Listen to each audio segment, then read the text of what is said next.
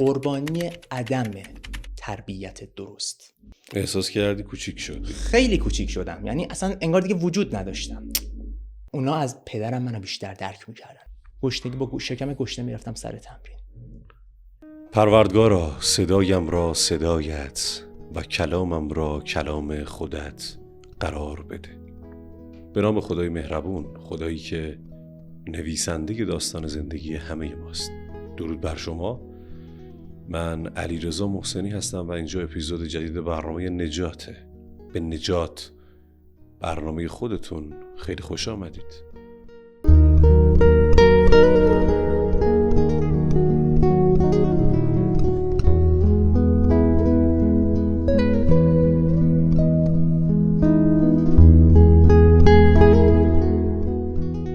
نجات، کاری از علیرضا محسنی. خدای بزرگ رو شاکرم که به من این فرصت رو داد تا یک روز دیگر رو ببینم و در این روز جدید یک برنامه نجات دیگر رو تقدیم همه شما بکنم. سپاسگزارم از اینکه همراه ما هستید، برنامه نجات رو تماشا میکنید و از اون مهمتر اینکه در برنامه خودتون شرکت میکنید تا تجربیات و سرگذشت خودتون رو با ما به اشتراک بگذارید. امروز یه مهمون عزیز و گرانقدر داریم که از راه تقریبا دوری آمده و میخواد سرگذشت زندگی خودش رو برامون تعریف بکنه. امیدوارم که این سرگذشت پر از درس و پند باشه برای همه ما و ازش چیزهای خیلی خوبی رو یاد بگیریم. درود میفرستم خدمت شما، امیدوارم حالتون خوب باشه. به برنامه خودتون نجات خیلی خوش آمد. ارادتمندیم، سلامت باشید. اول از همه عرض ادب و احترام دارم خدمت تمام بینندگانی که این برنامه رو میبینن و سپاسگزارم که از بنده دعوت کردید و اجازه حضور بنده در این برنامه داده شد. خیلی خواهش میکنم، خیلی خوشحالم که میبینمت. سلامت باشید، در خدمتتون. و حالا با توجه به صحبتایی که قبل برنامه کردیم خیلی مشتاقم که زودتر داستان تو بشنوم، ببینم با چه اتفاقاتی درگیر بودی. بله، خب من 23 سالمه، در حال حاضر تو رشته آسیب شناسی و حرکات اصلاحی دارم فعالیت میکنم و زندگی سختی داشتم چون خیلی چیزهایی رو میتونستم داشته باشم که خودم نخواستم، چون جایی که زندگی میکنم مردونگیش به اینه که خودت بسازی نه که بهت بدن. این خودت به دست آوردن خیلی جذاب تره و خدا رو شاکرم بابت اینکه تو 23 سالگی حالم خوبه، هرچند خیلی چیزها از دست دادم، از جمله روحم، روانم، احساسم. شاید دیگه اون 20 سالگی نباشم ولی حالم خوبه. حداقلش میدونم که با خدای خودم بستم و خودم از خودم راضیم. اون حس خوشنودی خدا رو هم تو زندگیم دارم حس میکنم. اما بخوایم برگردیم به گذشته، قبل‌تر گذشته خیلی اذیتم میکرد، ولی با توجه به مراجعه کردن به تراپیست و صحبت کردن و خوندن کتاب و معاشرت با افراد بزرگ و افرادی که هم از نظر روحی بزرگ بودن هم از نظر ثروت، کلا این اتیتود، این نگرش من رو تغییر داد. حقیقتا شرایط زندگی من شرایط خوبی بود. پدر من خب به هر حال یک کارمندیه که خدا رو شکر دستش به دهنش میرسه. مادر من یک پرستاریه که یک تحصیلات عالی داره و تو خانواده خوبی بزرگ شدم.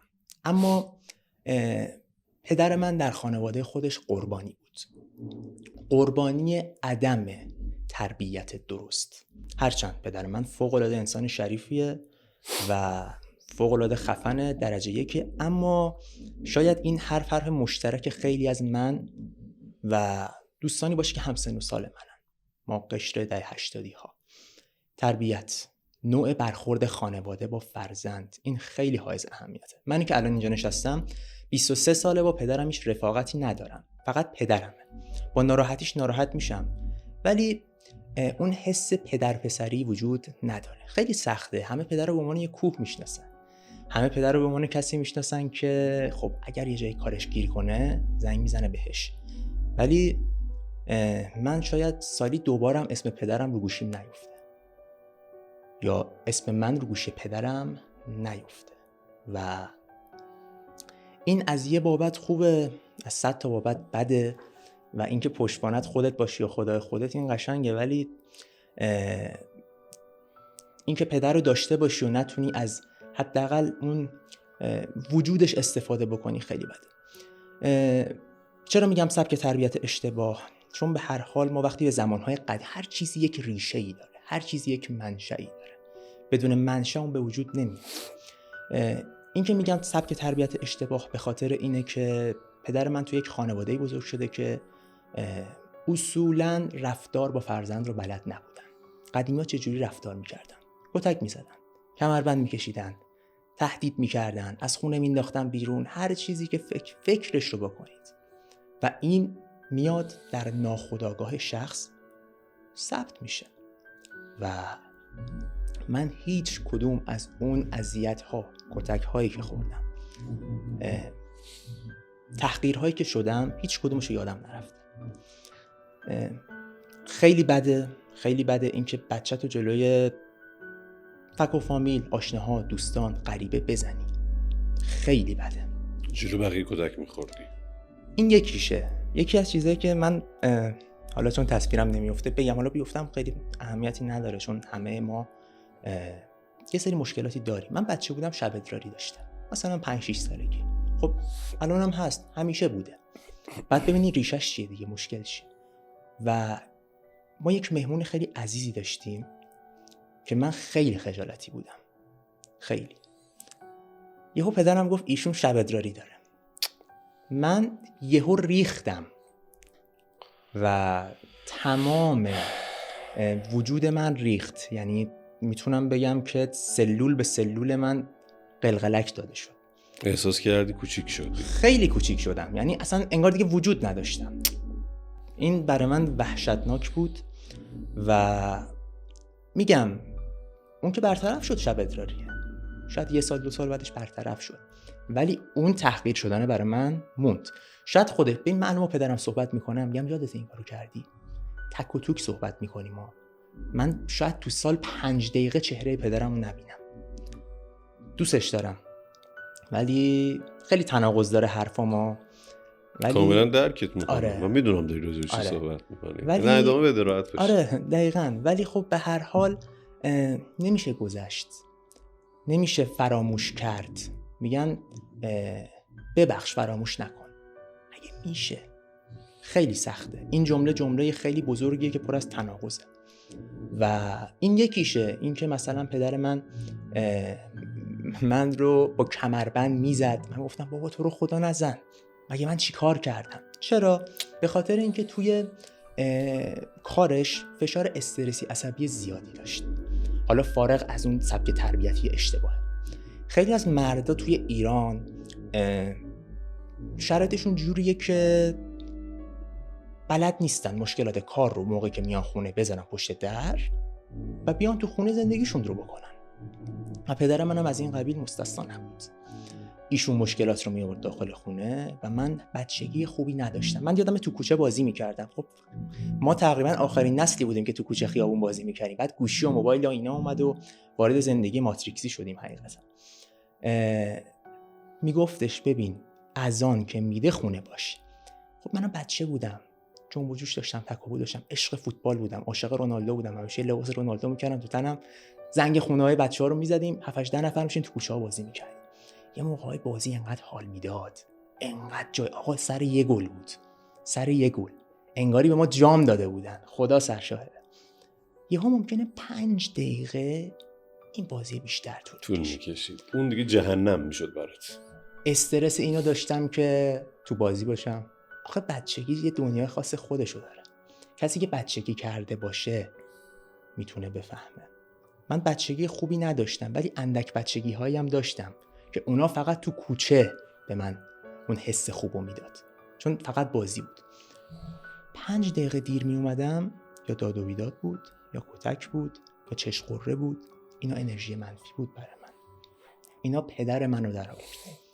من هیچ وقت یادم نمیره من یه بار بی دلیل از بابام کتک خوردم. نمیدونم چرا. خوابون دادم زمین و انقدر زد تو صورتم کبود شد.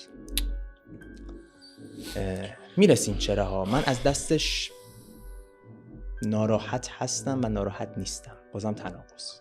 خب اما صورت من کبود شد و من میرفتم کلاس قرآن. خب من حالا به سیستمم کراوات اینا میزنم شاید خیلی نیاد، ولی آدم معتقدیم، اعتقاد دارم و میرفتم کلاس قرآن. فکر کنم کلاس 4 بودم 5 بودم. تا اونجا که میخورد منو زد، بعد دست منو گرفت برد کلاس قرآن. ماسک زده بودم. به خاطر چی؟ به خاطر اینکه اون کبودی روی صورتم نباشه. من میونه کلامت، من بابت این صداهایی که اینجا هست و ممکنه تمرکزتو نه مشکل خاصی نداره. اگر بینندگان ناراحت نمیشن که من مشکل خاصی ندارم. خیلی زیادم هست. من نمیدونم چرا دقیقاً همین لحظه تصمیم گرفتن فکر کنم کل ساختمون رو تخریب کنن. اب نداره. تمرکز شما رو که به هم نمیزنه. نه. بفرمایید. خیالتون راحت باشه. ماسک میزدم. ماسک زدم رفتم سر کلاس. بعد یه استاد قرآنه گفت صورتت چرا کبوده؟ ماسک تو بزن کنار ببینم. گفتم سرما خوردم. گفت نه بزن کنار ببینم چی شده. گفتم آره کبوده، ولی خب من اسکیت سواری تا حالا اسکیت نداشتم. خب همینجوری چیزی گفتم اسکیت سواری میکردم، خوردم زمین این رو زمین افتادم. بعد گفتش که بکش پایین ماسک تو. کشیدم، نگاه کرد، دید که جای انگشته. گفت کی زده تو صورتت؟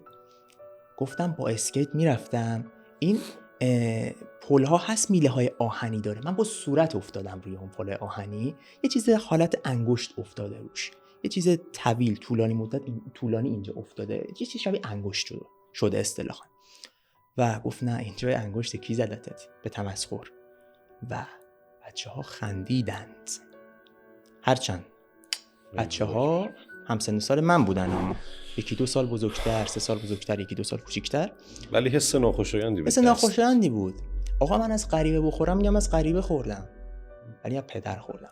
معمولا باباهای ما، صادقانه بگم، خیلی کلام عام رو بگم، لات کوچه خلبتن. پدرهایی که خانواده رو تهدید میکنن، خشونت خانگی رو در واقع دارن. اینا توی بیرون یه آدم سر به زیرن، شاید سرشون رو اصلا بالا هم نیارن، شاید تو زندگیشون یه دعوا هم نکنن، ولی چون توی اون بیرونه اون رهبری بودن رو ندارن، چون رهبری با ریاست کردن خیلی داستانش فرق میکنه، دنبال اینن که توی خونه به هر شکل و شمایلی اون رهبری کردن رو داشته باشن و زور بگن. ما یکی از مشکلاتی که داریم، مثلا احادیث زیادی است در مورد این موضوع، میگن آقا اگر نماز میخونی، اگر نمیدونم قرآن میخونیم، آدم مذهبی هستی، خانواده خیلی مهمه، نباید باشون بی اخلاقی بکنی، بد اخلاقی بکنی. ولی تو ایران همچین چیزی رواج داره و من یکی از اون قربانی ها هم. خیلی سخت بود. میدونید من مادرم مادر احساسی، مادرم خیلی مادر فهمیده‌ایه، یعنی یه چیز عجیب و غریب. من این مادر رو نداشتم الان اینجا نبودم، الان احتمال خیلی زیاد معتاد بودم، احتمال خیلی زیاد. مادر من منو جمع کرد از نظر روحی روانی. من خیلی سخت میتونم احساساتم بروز بدم. من یه مدت به خاطر اینکه این خلأ رو پر بکنم خیلی دختر بازی میکردم، خیلی، چون دنبال احساس بودم. زبونم دارم، چه دختر رو چسب به قلوب هم میچسبونم، ولی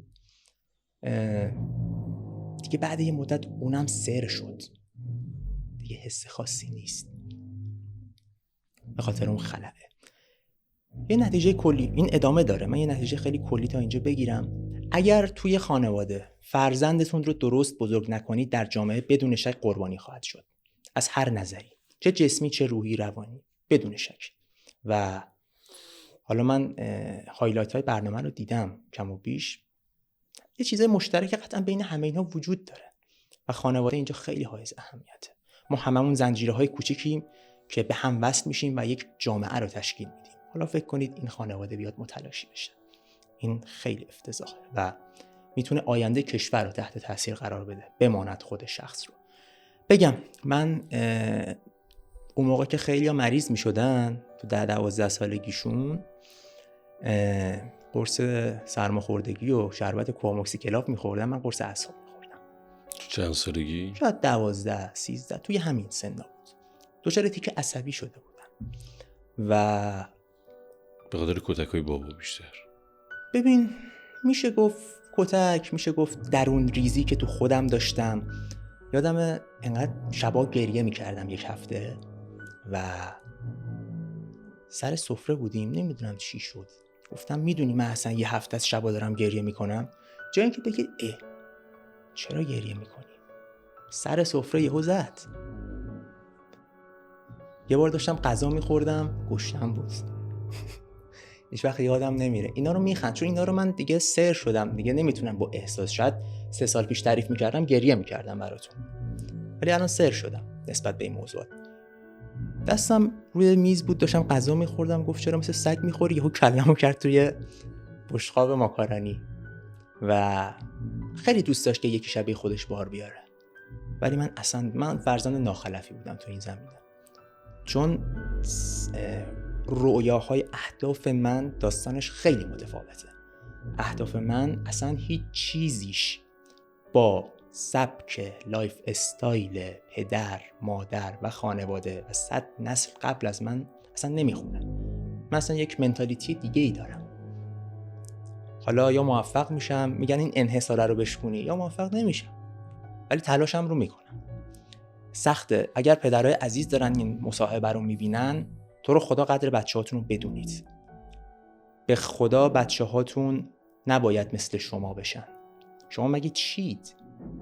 دمتون گرم ما رو آوردین تو این دنیا. بماند که 1000 جور سختی داریم میکشیم، بماند که این همه گرونی و فلان و بهمان و اینها، ولی هوای بچه‌هاتون رو داشته باشید. همه چیز پول نیست. من یادم بابای من اگر از کارتش 5 میلیون بکشی باید کاری نداره، ولی 5000 تومان بکشی خیلی باید کار داره. نمیدونم چرا. یادم من به خاطر 2000 تومان، بکنم من 3-4 سال پیش بود، قیمت مترو 2000 تومان بود بلیتش. گفت این 2000 تومان چیه؟ سیگار میکشی؟ گفتم من مترو میرم. من خیلی مؤاخذه شدم توی خونه و یکی از دلایل این که شاید حتی به سختی به پدرم سلام میدم. بابام بهم زنگ بزنه، که شاید سالی 2 بار زنگ بزنه، میگم سلام بفرمایید، نمیگم سلام خوبی پدر جان، حالت چطوره، چه خبر. اصلا و من له شدم تو این زمینه و خوشحالم که له شدم توی 23 سالگی. این موجب شد که حداقل از دور و بر، از وقتی که پدر آدمه، من انتظار از اون ندارم، چه برسه به دوست و رفیق و اینا. انتظار نداشتن خیلی جذابه، خیلی واسه من قشنگ بوده. حداقل اینکه رو پای خودم وایسادم، این خیلی خوبه و در حال پیشرفتم. همه این اتفاقات منفی دوستان عزیز، اگر تو هر نقطه زندگیتون هستید، یه روزی به قسمت مثبت ختم خواهد شد. بدون شک نکنید. تو زندگیتون اینقدر انرژی منفی رواج ندید. این یک قسمتی از زندگی من بود. من حقی ازم ضایع شده که شاید من الان بازیکن تیم ملی والیبال بودم حداقلش. یه لحظه نگه داریم، ببخشید. بفرمایید. یادت هست که کجا بودی؟ بله یادم داستان زندگی خودش رو فراموش نمی‌کنم. بله عذرخواهی می‌کنم. فارغ از همه اینها داشتیم ادامه میدادیم بحث رو که حق‌هایی از من ضایع شد و همه اینها به کنار، اون داستان پدر به کنار، این حق خوری هم میرسیم، چون اینا همش با هم پیوند داره. خب من 9 سال ورزش حرفه‌ای کردم و معمولاً وقتی ورزش حرفه‌ای میکنی از سنی کم 12 13 14 تو این سن‌ها شروع میکنی و بچه تو اون تایم جز خانواده به عنوان پشتوانه کسی رو نداره. خب مادر من دانشگاه شهید بهشتی درس خونده، تحصیل کرده است و ولی آدم آگاهیه. نمیگه حتما درس بخون، میگه موفق شو تو کارت، برای خودت یه برندی داشته باش، برای خودت یه کاری بکن، اعتباری داشته باش. دیدگاهش خیلی بازتره و به من خیلی نزدیک‌تره. ولی پدرم نه، داستانش کاملا متفاوت و اصلا یک دنیای دیگه ای داره. عرض کنم خدمت شما و بینندگان عزیز که من ورزش حرفه‌ای می‌کردم و تنها پشتوانم پدرم بود. به هر حال پدر تو هر خانواده‌ای اون مایحتاج اولیه برای ورود به یک کلاسی، باشگاهی، چیزی به هر حال تقبل میکنه بدون شک. این کار انجام میدادن. ولی من از وقتی که ورزشم حرفه‌ای شد، خب من روزی 8 ساعت تمرین میکردم. 6 سال 7 سال روزی 8 ساعت تمرین. نمیدونم چقدر میشه، ضرب کنید ببینید چقدر میشه ساعتش. و من از همینجا بعد اول از همسایه‌هامونم تشکر بکنم. پدر اینا رو در آوردم واقعا.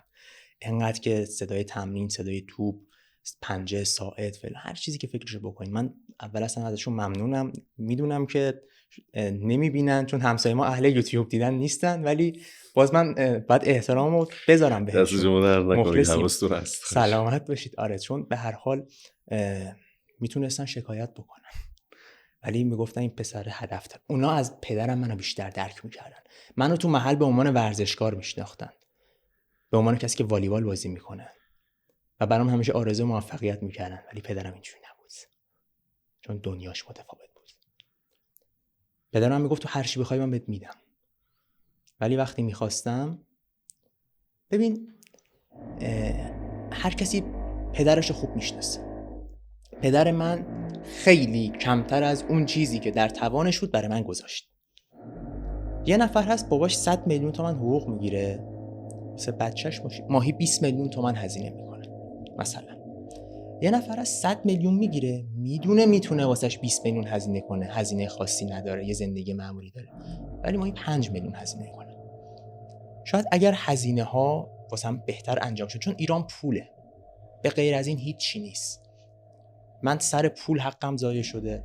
حالا یه موضوع دیگه هم هست که میگم چی شد که این حق ضایع شد. من پول نداشتم. من میخواستم برم تهران بازی کنم.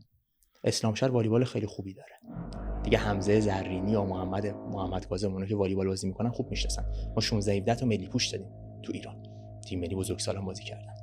این داستان چقدر من حمزه زرینی رو دوست داشتم. حمزه یه مهرماهیه که داستانای خاص خودشو داره، اخلاقش با هر کسی جور در نمیاد. بله خب بگذریم به داستان. بماند. حالا کجا بودیم؟ من یادم رفت. در مورد این صحبتی که والیبال خیلی خوبی داره. اومدیم خواستی بری تهران. آره میخواستم برم تهران و پدرم نمیذاشت. میگفت میری برات یه اتفاقی میفته. خب سکوی پرتاب تهران بود، اما نمیذاشت. جلوی پیشرفت من گرفته شد. من سوخت شدم با تصمیم خانوادم.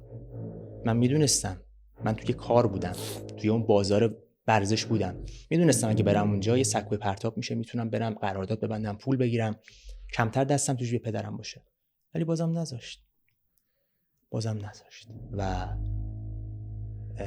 اصلا به من میگفتن معروف کوچولو. اونایی که والیبالو میشناسن به من میگفتن معروف کوچولو. چرا؟ چون همه چیزم شبیه سعید معروف بود. تکنیک اینو همه مربی‌ها میدونستن و میگفتن، ولی پدرم نمیذاشت. سوخت شدیم و سنمونم که رسید به 17 و 18 و اینها، دیگه بزرگتر شدیم و اینا. تو رو خدا دعوا، جنگ، تو رو خدا بذار بریم، من ازت پول نمیخوام، برو از این پول قرض کن فلان. مامانم واسم لقمه میذاشت میوردم مدرسه، به خاطر اینکه از بابام پول نگیرم لقمه رو میفروختم تو مدرسه. 10,000 تومان سال 97. حالا توش چیه؟ پنیر و خرما. بعد به مامانم میگفتم مامان پرملات بزن، اگر پرملات نزنی کمتر میبرن. نمیگفتم ازشون میفروشم پول میگیرم، فقط به خاطر اینکه خرج رفت آمدم درت. گشنگی میکشیدم. آقا ورزشکار باید همه چیزش رو نرم باشه، فرمال باشه، نرمال باشه. اصطلاحاً گشنگی، با شکم گشنه میرفتم سر تمرین و این برای من خیلی سخت بود. ما این بر آب معدنی میخوردیم و کیک، اون بر بچه خوشگلا بودن که باباهاشون حمایتشون میکردن، بعدش مکمل پروتئین وی و کراتین و اینجور چیزا میخوردن. آخرش ما نه تو ورزش چیزی شدیم نه اونا، ولی خب به هر حال همیشه این تبعیض‌هایی بود. وقتی که پدر میتونست همیشه این کارهایی رو انجام بده و نداد، هیچ وقت به روشم نمیارم. و یه چیزی هم بگم بهتون دوستان، این موضوع رو یادتون باشه. من خوابی رو دیدم، من خوابهام همش به واقعیت میپیونده. من اصلا همین جنگ 12 روزه رو دیده بودم. خیلی هم میگن رویای صادقه. من خیلی چیزا رو دیدم. یکی از چیزهایی که دیده بودم این بود. خواب بودم. مثل همه شب ساعت 12 یکینا میخوابم و صبح میریم سر کار. عجیب ترین خوابی بود که تو زندگیم دیدم. چون حس کردم. چی دیدم؟ دیدم که دارم یه جایی میرم و یهو پدرم رو دیدم که پدرم داره میاد به سمت من و اصلا اندوه و غمگین بودن و حزن و همه اینها از وجودش میبارید، از کل بدنه، اصلا انگار سلول به سلول تنش پر از ناراحتی بود. دیدم اومد جلوم و هیچی نگفت، ولی داشت باهام حرف میزد. این زندگی پس از زندگی است، داستان مرگانه تعریف میکنه. من همچین چیزی رو حس کردم. دیدم که اومد جلوم و هیچ حرفی نمیزنه، ولی داره میگه منو ببخش. و اصلا یه چیز وحشتناکی بود. من فلاکت رو میدیدم. هرچند اون جایی که بودیم جای قشنگی بود، ولی من فلاکت و بدبختی و بیچارگی رو میدیدم تو چهرش، تو چشاش. حرف نمیزد ولی اینو میفهمیدم. میگفت تو رو خدا منو ببخش. گفتم به هیچ عنوان نمیبخشم. افتاد زمین جلوم زانو زد. خیلی سنگینه این حرف. پدر آدم جلو بچه آدم زانو بزنه. زانو زد. و گفتم هر کاری هم بکنی نمیبخشم. دستشو دراز کرد. نمیدونم دستم میفته دوربین یا نه. فقط یه دونه از انگشتاش خورد به نوک پای من. یه دونش. یه لمس. یه سنس. یه حس. دیدم واو، چه فشاری داره تو اون دنیا میکشه، چه عذابی داره تو اون دنیا میکشه. و این عذاب همش به خاطر اینه که من نبخشیدمش. من بعد از اون باهاش صحبت کردم، با هزار بدبختی به چهرش نگاه نکردم و گپ و گفت داشتیم، ولی بازم نتونستم ببخشمش. نه که سنگ دل باشم و نمیدونم، انگاری اون اتفاق پیش نمیاد که من بتونم ببخشم، فراموشش کنم. الان بابا در قید حیات هست. بله. ولی احساس کردی یک چیزی در آینده به تو میگه پدر اگر رضایت تو رو نتونه جلب بکنه ممکنه در اون دنیا مثلا اذیت و آزاری ببینه. بله. و من همیشه میدونم که این برنامه رو نمیبینه، هرچند تو فضای مجازی زیاد میچرخه، اما من بخشیدمش برای اون دنیاش، نه توی این دنیا. بس یعنی اون دنیا خیالش راحت باشه، از من خیالش راحت باشه، ولی این دنیا نه. نمیتونم، دست خودم نیست. من خیلی میتونستم متفاوت تر از الان باشم. ناشکر الان نیستم همه اینها یک درسی بوده برای من، ولی میتونستم خیلی متفاوت تر باشم. حداقل احساسم انقدر ضربه نخوره که الان دچار مشکلات سایکوسوماتیکی باشم، یعنی اختلالات روانتنی داشته باشم. این خیلی مهمه که توی 19-20 سالگی پانیک بشم. به خاطر چی؟ من که بابامو دارم، مادرمو دارم، زندگیمو دارم، همه چیمو دارم. چرا باید تو 19-20 سالگی حملات پانیک بهم دست بده؟ نونم کمه، آبم کمه، ریشه داره. بریم به عقب‌تر. یادتون باشه دوستان، من که نوروساینس میخونم، این موضوع خیلی مهمه. مغز شاید ما فراموش کنیم، ولی مغز هیچ چیزی رو فراموش نمیکنه. و موقعی که مغز نتونه تجزیه تحلیل بکنه، میریزه تو بدن. داستان فاشیا خیلی مهمه. ما یه چیزایی داریم به نام بایوفوتون ها. دنیای بدن دنیای عجیبیه. خودتون رو دست کم نگیرید. سلول های بدنتون مثل ساعت داره کار میکنه برای اینکه شما یک موفقیت رو تجربه بکنید، یک حال خوب رو تجربه بکنید. بی دلیل سراغ چیزای منفی نرید. این تنها چیزی که من شاید بگین این 23 سالشه، هنوز دنیا رو ندیده، نداری، نکشیده فلان. آره آقا، من نکشیدم و دارم تلاشم هم میکنم که به اونجا نرسه. هرچند آدمایی که میخوان، من معتقدم آقا ما که بزرگ فکر میکنیم، ما که فکر میکنیم، حداقل بزرگ فکر کنیم. آدمایی که بزرگ فکر میکنن بزرگ به دست میارن، بزرگ هم از دست میدن. این قانون بازیه. شما خارج از بازی نمیتونی بازی بکنی. شما که میخوای وارد فرکانس آدمهای بزرگ بشی، باید بزرگ فکر بکنی، باید بزرگ پول خرج بکنی، باید احساسات بزرگتو سرکوب بکنی. این قانون بازیه، قانونی که سالیان سال تعریف شده و با هر آدمی میشینی همینو بهت میگه. و قبل از اینکه یک آدم ثروتمند توی این دنیا باشی، باید روحت ثروتمند باشه. باید روحت رو غنی بکنی. این خیلی مهمه. شاید روح من تو این دنیا اونقدر غنی نشه که بتونم اون بخشش رو تجربه بکنم برای پدرم، ولی میدونم اون قسمت از روحم که قراره تو اون دنیا هر اتفاقی براش بیفته، پدرم رو بخشیده. شاید جسمم مگه نمیذاره پدرم رو ببخشم. میگم این موضوع خیلی مهمیه که همیشه منو آزار داده، ولی خب به هر حال پدره دیگه، دوستش دارم. مگه میشه آدم از پدرش بدش بیاد؟ مگه میشه؟ قدر پدراتون رو بدونید و بهشون بی احترامی نکنید. من سعی کردم همیشه ادب و احترام رو داشته باشم، هرچند خیلی زود از کوره در میرم. اما بریم سراغ مبحث بعدی، خیلی دور نشیم. ببینید حالا فارغ از همه این موضوعات، من تقریبا 17-18 سال پیش، 17-18 سالم که بود، دچار مشکلات ماورایی شدم و این مشکلات ماورایی خودمونی بگم روس منو کشید. چرا؟ چون من چیزهایی رو میدیدم که هر کسی نمیدید. یهو خب من تمرین میکردم، یهو میدیدم تو حیاط پارکینگمون گله اینجوری خم شد. مگه داریم؟ مگه به قول نقی معمولی مگه داریم؟ مگه اصلا همچین چیزی امکان نداره؟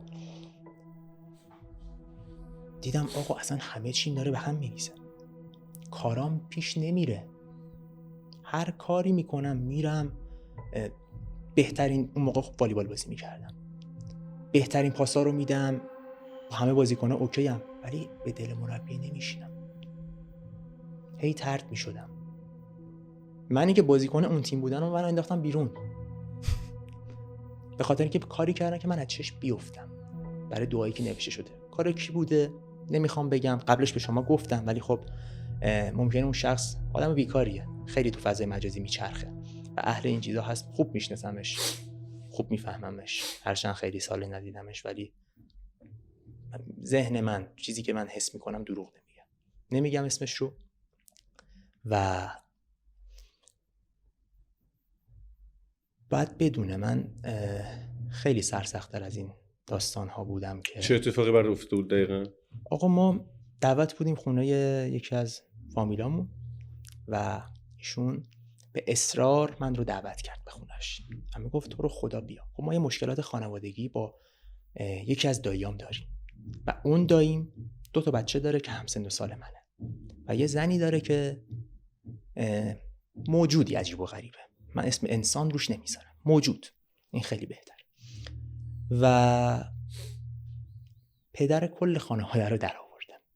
به خاطر چی؟ به خاطر باورهای خودش و دوست داره که سوار خانواده باشه. این بازم میگم ریشه در کودکی داره ها، همه اینا ریشه داره بدون شک. و دوست داره لیدر باشه، ارباب باشه، هر اتفاقی میفته تو خانواده زنگ بزنن بگن فلانی نگاه کن این اتفاق داره میفته، بهش مشاوره، از همه چی میخواد سر در بیاره. و کاری کرد که دایی من از خانواده ما جدا شد. منی که کلی دایی خاله دارم جدا شد، طرد شد از همه. چرا زنش رو کرده بود و میپرسته. زنی که اومد وارد خانواده شد و ارتباط گرفت با یکی از زنداییام، 2 تاشون یه سری منی جفتشون رو پیدا میکنن، چفت هم میشن. اینا چفت هم بودن، انگاری اصلا خدا اینا رو واسه هم ساخته بود. با ارتباطی که با هم دیگه داشتن من اصلا فهمیدم داستان چیه. منو دعوت کرد، منو گذاشت جلوی پسر داییم که باهاش خیلی مشکل داشتم که مثلا ما رو با هم آشتی بده. یه شبی ما رو دعوت کرد به این نیت که ما رو آشتی بده. میگن آقا بزرگترا با هم مشکل دارن، اب نداره، شما کوچیک‌ترا حداقل با هم ارتباطتون رو داشته باشید، ارتباط قطع نشه، شما پسر دایید و پسر عمو فلان با هم دیگه. و منم گفتم آقا مشکلی نداره. رفتیم. آقا این بشر دستپختش هیچ وقت خوشمزه نبود. نمیدونم چی بود که اون شب این زنداییه که چفت اون زنداییه شده بود که 2 تا بچه داشت که یکی از بچه‌هاش آورده بود دعوت کرده بود، غذاش انقدر خوشمزه شده بود. آقا ما خوردیم، خیلی خوشمزه بود، هیچ وقت مزه‌اش از زیر زبونم نمیرم، شاید بعدش اتفاقات بدی رو تجربه کردم ولی خوشمزه بود. و بعد از اون شب من دیگه 6 ماه نخوابیدم. عجیبه نه؟ 6 ماه نخوابیدم. تا اذان صبح بیدار بودم، اصلا دیوانه شده بودم. من یه بار 2 بار داشتم خواهرمو میکشتم. چیزایی رو میدیدم که هر کسی نمیدید، موجوداتی رو میدیدم که اصلا با چشم نمیشه دید. من یه بار دراز کشیده بودم، پتو رو سرم کشیده بودم، خوابیده بودم، یعنی حالت فعالا، نه اون خواب عمیقی که من میگم 6 ماه نخوابیدم، حالت فعال داشتم، یعنی آگاه بودم، فقط پتو کشیده بودم و لم داده بودم و اینا. ساعت 5 صبح اینا بود. اذان داد، مادرم اومد در زد و باز کرد و گفت بلند نماز تو بخون. گفتم اوکی برو میام. مامانم نمازشو وضوشو گرفت و نمازشو خوند و اینها. بعد متوجه شدم آقا مادرم رفت خوابید. من بلند شدم، چشام باز کردم که برم و وضو بگیرم و نمازمو بخونم. یهو دیدم دست و پام قفل کرد. این یکی از اون خاطرات داستان‌های ماورایی. دست و پام قفل کرد. بعد دیدم خدایا اصلا نمیتونم بلند شم. اومدم داد بزنم، دیدم آقا نمیتونم.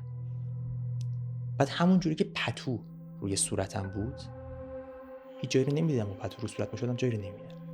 یهو دری که باز بود تاپ بسته شد.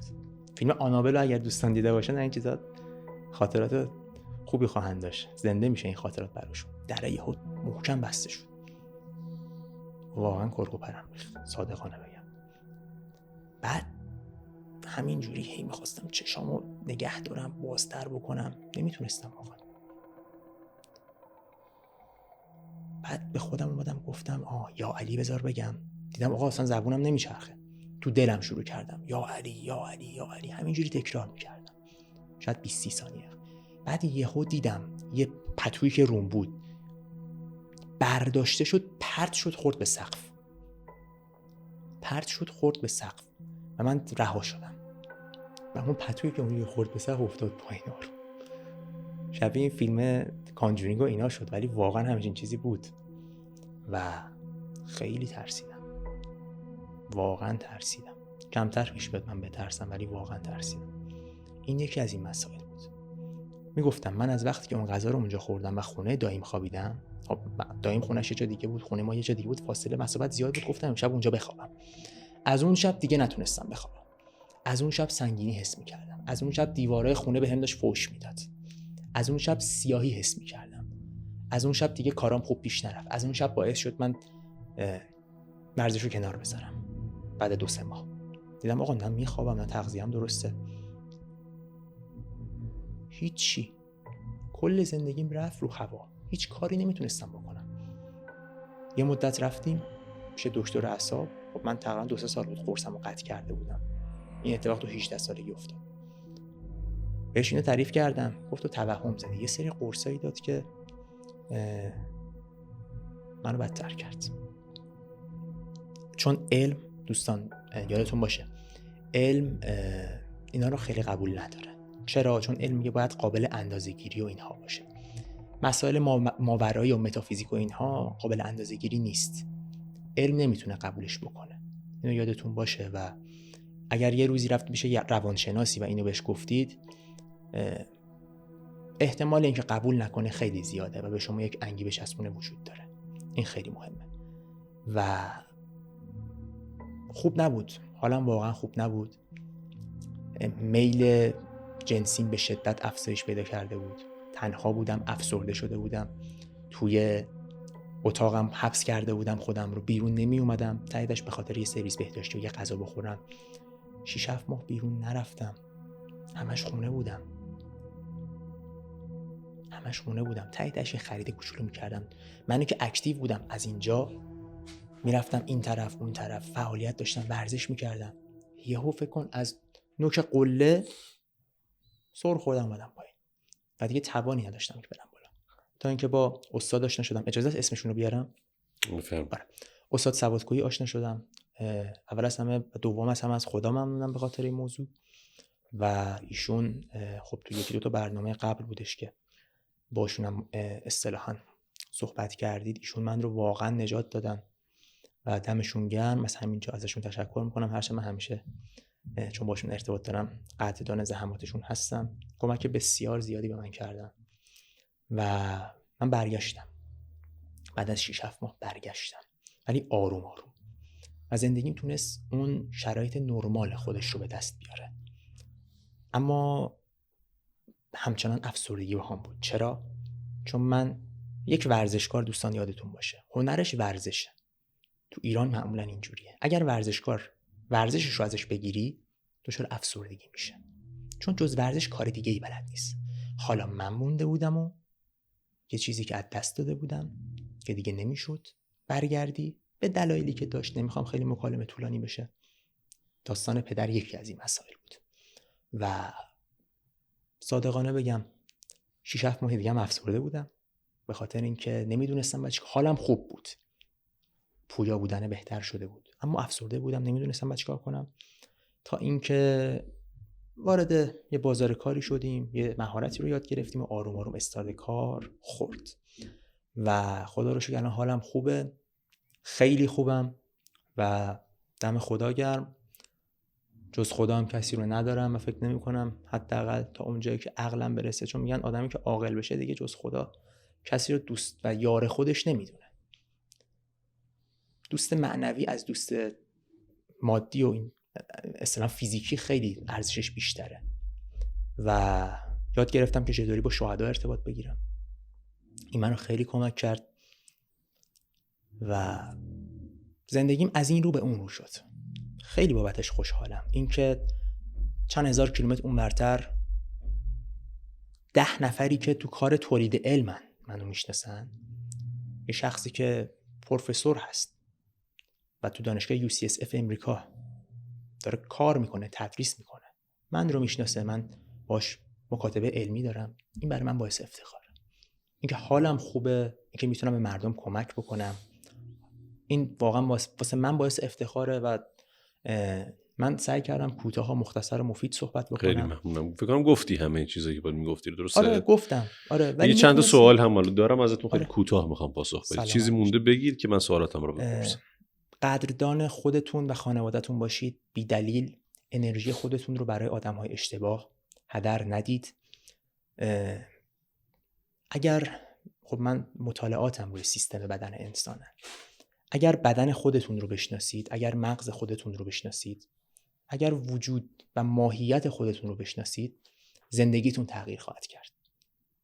اون موقع است که درک بهتری میتونید پیدا بکنید. من به معنای واقعی خدا رو زمانی فهمیدم که خب همه خدا رو قبول داریم، ولی خیلی‌ها زبانیه، خیلی‌ها کمتر، خیلی‌ها بیشتر. زمانی که فهمیدم سیستم بدن انسان چه خبره، زمانی که فهمیدم آقا علت این که شما اینجوری نشستید چیه، اینو نوروساینس میگه، سیستم فیزیولوژی بدن انسان داره میگه.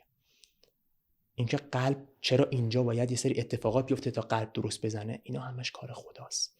دست کم نگیرید، به خدا توکل کنید و مراقب خودتونم باشید. مطمئن باشید همه ما لایق به دست آوردن بهترین ها هستیم. این شعار نیست، شعافم نیست، منم آدمش نیستم که این کارو بکنم. باید بجنگیم، تلاش بکنیم، بزرگ فکر کنیم، بزرگ به دست بیاریم، بزرگ از دست بدیم و یک اسم برای خودمون بسازیم. این مهمترین چیزیه که باید بهش برسیم و این وظیفه همه ماست. ما باید رسالتمون رو، چه من چه شما چه هر کسی که اون بیرونه داره قدم میزنه و الان تو حسابش هیچ چی پول نداره و ناامیدترین انسان روی زمین، باید بدونه آینده برای توئه. خداوند به ازای هر شخصی روی کره زمین یک استعدادی گذاشته، یک مهارتی گذاشته. قدرشو بدون، برو جلو یا علی، میرسی بهش بدون شک. خیلی متشکرم. دو تا سوال دارم، خیلی کوتاه میخوام پاسخ بدی که تایم برنامه خیلی نشه. بیشتر آسیب هایی که دیدی توی زندگیت بخوای خلاصه وار بگی، ناشی از چه مسئله‌ای بود تو زندگی؟ چه چیزی در زندگیت اگر درست می بود تو امروز میتونستی یک آدم موفق‌تر در ورزشت و به لحاظ روانی خیلی شرایط بهتری رو میتونستی تحمل بکنی؟ قطعاً رفتار پدرم بخوام. قطعاً من خیلی جاها نداشتمش و میدونم خیلی جاها نخواهم داشتش و معتقدم بعد دنیای پس از مرگ دنیای عجیب و غریبیه. باید بخونید و بدونید و تجربه داشته باشید در موردش، از تجربه گرها بپرسید. پس میخوای بگی که اگر پدرت رفتار بهتری با تو در زندگی داشت، تو الان شرایط بهتری قطعا توی جامعه داشتی. یه جمله کوتاه دیگه، پدرم امیدوارم که 120 سال زنده باشه، ولی اگر یک روزی نباشه و من باشم، اون موقع میفهمه که من چی بودم، چون موقعی که پرده های غیب کنار میره، اون موقع خیلی بهتر میتونن ماها رو درک بکنن. اون موقع میفهمن که آقا مثلا هدفم چی بوده، ذهنیتم چی بوده. خواهشاً به بچه‌هاتون سخت نگیرید، حمایتشون بکنید، اصلاحشون هم بکنید، ولی با زبان گفتار. زورتون نمیرسه، علم وجود داره، روانشناس، علم. من اگر دچار مشکل بشم توی هر مسئله میرم سراغ متخصص خودش. این مهمه. خیلی عالی. پس توصیه‌ام اینه که اگر شرایطی رو نمیتونن تغییر بدن، حتما از طریق مشاور روانشناس اقدام بکنن، حالا چه تربیتیه چه حتی خودشون مشکل دارن. یعنی خیلی وقتا اگر پدرها و مادرها قبل اینکه ازدواج بکنن و تصمیم به بچه دار شدن حتی بگیرن، میتونن برن با یه مشاور صحبت بکنن، یه آنالیزی بشن، به لحاظ روحی روانی خودشون رو بسنجن، نقاط ضعف و قوت خودشون رو درک بکنن، بعد اقدام بکنن به اینکه یک فردی رو به دنیا بیارن. چون بالاخره رفتارهای ما شخصیت اون فرد رو میسازه، روح و روانش رو در واقع تحت تاثیر قرار میده و هر رفتاری که ما با بچه هامون داریم میتونه روشون تاثیرگذار باشه و خیلی ساده انگاریه که ما فکر بکنیم میتونیم هر جوری دوست داریم با بچه ها رفتار بکنیم و بچه از فراموش میکنه، یادش میره. میخوردیم زمین میگفتن بزرگ میشه یادش میره، اما چنین چیزی وجود نداره. خیلی از ماها خیلی از زخم‌ها و آسیب‌هایی رو که از کودکی با خودمون حمل میکنیم رو در بزرگسالی با وضوح خیلی بهتر فول اچ دی همراه خودمون داریم، میبینیم و باعث میشه همیشه این زخم سر باز بکنه و آسیبش رو در خودمون همیشه احساس بکنیم. پس واقعا با این افکار تهی سعی در تربیت بچه‌ها نداشته باشید. یه کتک، یه ضربه، یه فشار، یه آزار، یه اذیت میتونه اون انسان رو در آینده دچار مشکل بکنه و بعد فکر نکنید شما همیشه به عنوان پدر و مادر میتونید باشید، حامیش باشید، بهش کمک بکنید و همیشه در کنارش هستید. اون فرد در نبود شما باید به تنهایی زندگی بکنه و این شمایید که با رفتارتون و منشتون و تربیتتون چگونه بودن اون انسان بعد از شما رو در واقع شکل میده. یعنی اگر یک فردی کودک خیلی بچه سرزنده شاداب اما یه رفتار بد از پدر مادرش باعث میشه نتونه دیگه ازدواج بکنه، در روابطش به مشکل بخوره، حتی اگر بخواد پدر مادر بشه خودش سر پا ایراد و مشکل باشه، این باز گریبان شما رو خواهد گرفت و باید خودتون رو مقصر بدونید. خواهش میکنم اگر رفتاری دارید که کنترلش برای شما سخته، یه حرکتی میکنید که بعد پشیمون میشید، خشم بیش از اندازه، رفتارهای هیجانی، تمایلات عجیب غریب هستن، پزشک هست به شما کمک میکنه. الان دیگه واقعا خیلی راحت شما موبایلتون رو باز بکنید، از طریق نرم افزارها، پلتفرم ها میتونید به 1000 تا مرکز مشاوره وصل بشید و باشون صحبت بکنید و فکر نکنید اینکه بخواید با کسی صحبت بکنید چیزی از شما کم بشه یا شما مشکلی دارید. نه، آدم ها نیاز به حرف زدن دارن. بعضی وقتا شمایی که یه حرکت بد تو زندگیت انجام میدی، یه رفتار ناخوشایند با فرزندت داری، این ریشه در کودکی خودت هم داره که خودت با آسیب بزرگ شدی و این آسیب رو داری به نسل بعد خودت منتقل میکنی. پس رمز این که ما یک جامعه پویاتر داشته باشیم، یک جامعه به لحاظ روانی سالمتر داشته باشیم، این هست که اولا خودمون رو درمان بکنیم و بعد نسبت به درمان گارد نداشته باشیم و از همه اینها مهمتر اینه که آگاهی خودمون رو افزایش بدیم. این دوست عزیزمون که اومد صحبت کرد قطعا خیلی میتونه کمک کننده باشه، صحبتایی که انجام دادن و پدرها و مادرها میتونن خیلی یاد بگیرن از این مسائل و بدونن که رفتارهاشون میتونه چه پیامدهای بد و خوبی در زندگی این عزیزان داشته باشه. از همه شما تشکر میکنم، از شما متشکرم که تشریف آوردید توی این برنامه. امیدوارم که سر و صداهای امروز رو در برنامه ما ببخشید. اصلا واقعا من خودم خیلی به هم ریختم توی تایم برنامه، چون همیشه ما تلاشمون این هست که یه برنامه با کیفیت رو تقدیم شما بکنیم با همه سختی ها و مشقات و مشکلاتی که سد راهمون میشه برای تولید این برنامه. یه وقتایی یه همچین مشکلاتی هم هست که باعث میشه شما آزرده خاطر بشید. امیدوارم که مشکلی براتون ایجاد نکنه و تونسته باشید از این برنامه استفاده کافی رو برده باشید. مراقب خودتون باشید. اگر دوست دارید در برنامه نجات شرکت بکنید، از طریق آیدی هایی که الان در تصویر ملاحظه می‌فرمایید میتونید اقدام بکنید تا مهمان بعدی ما در برنامه نجات شما باشید. تا نجات بعد، بدرود در پناه خدای بزرگ.